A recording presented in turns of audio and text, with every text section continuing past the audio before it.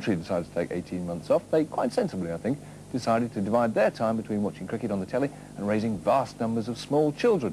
And, of course, making an album, as you shall see in a moment. And after all this, they returned with a top 10 single. And this was it.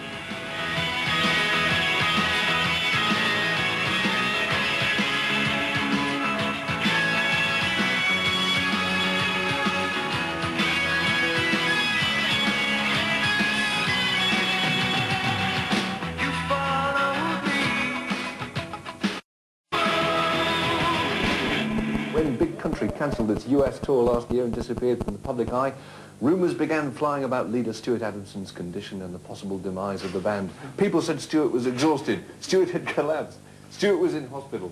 Where do these rumours actually spring from, Stuart? I mean, is there any truth in this? No, what happened was I retired to Transylvania for a few months and took up a vampirish existence. And your blood changed several times. Yeah, all that sort of stuff, you know. Has it worked? Living out there on the limit. I don't know. Yeah, you look really, really healthy. He went to see Dartmouth in Athletic, really. I was worried about the band losing its freshness and just reiterating on things we had done in the past for the sake of carrying on some form of vain success, which is something I've never really wanted to do. The second album, the Steel Town album, didn't do quite commercially quite as well as the first. Why do you think that was? Because it's too wild. I think it's a very dense album. It's very hard to listen to. I think it goes at full tilt all the time. So I've got a little quote here from an American magazine which describes Big Country thus: guitars that sound like bagpipes, apocalyptic images of fire and brimstone, folky ballads about war-torn lovers, murky rockers about mysterious signs on mountaintops. It goes on to say one album of this Scots combo's trad-inspired rock was plenty. What other reactions did you want to provoke in people? If they can, you know, pick up on certain emotions and that through being at the gigs and just like having a good time when they come to the gigs as well, you know. Tony, what do you think the appeal of Big Country is abroad, particularly? I always get the feeling that you're exporting a kind of Scottishness which people seem to identify with somehow. I don't know, I'd prefer to think you see the Scottish. I picked that one Scottish here.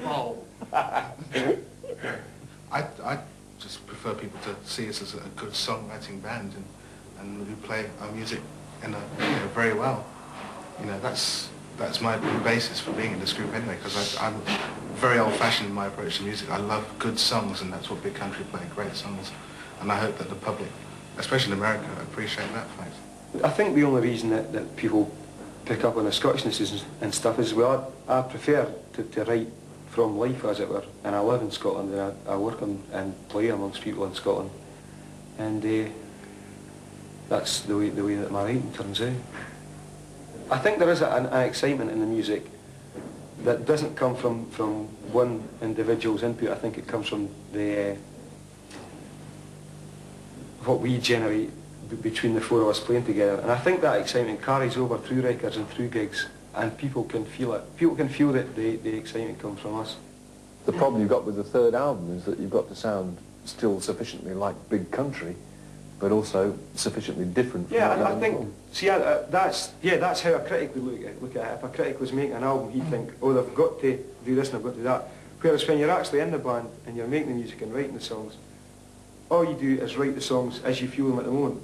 You can't sort of turn on and turn off the inspiration as it comes on. It's not like that. It's not like going to the kitchen and doing that. Kate Bush is on the album too, I believe. So how did you come to choose her? I think Kate Bush's vocal style is absolutely magnificent. I mean, I've been an admirer of her since first album days, right through all the stuff, and thought that her sound would suit it because she can do that sort of folky voice as well as very operatic style singing it. Do you think it's in a healthy state, British pop music? Tell that truth. I don't know. I mean, you can tell we've got very sort of varied ideas of, you know, we all like different things, and I can like a real corny, awful pop song. You know, some of the Bucks Fizz records were sort of brilliant. We get slagged here, but they wrote good pop songs.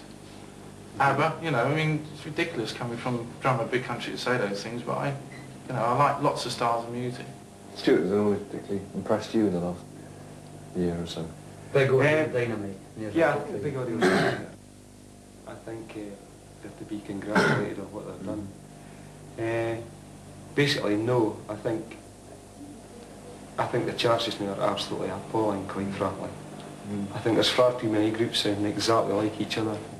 So, considering the current state of British pop music, then a new big country album is the perfect antidote.